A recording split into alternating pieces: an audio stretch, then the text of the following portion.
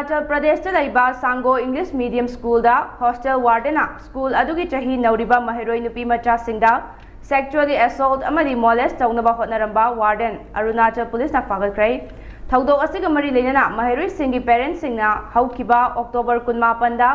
Mebo Police Station da complaint ama tawkhre hari Police na school adugi warden adu faraba matung POCSO Act 2012 ki makhada case ama lokhatuna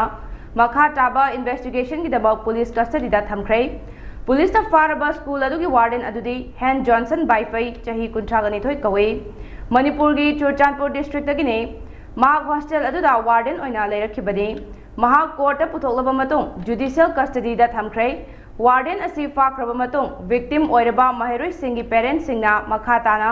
School adugi principal amadi accountant na crime adu lodgin laga report tawkide haibagi mayokta complaint tarokpadagi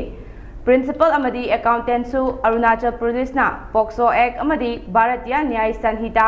BNS 2023 gi bakhada case ama lokhalaba matung October 18 da police ta makhoi ani su fagatkre fagalaba principal TH Hoinu Baifai amadi accountant Nyan Doiting Baifai makhoi animak Manipur gi Churachandpur district dagi ni hairi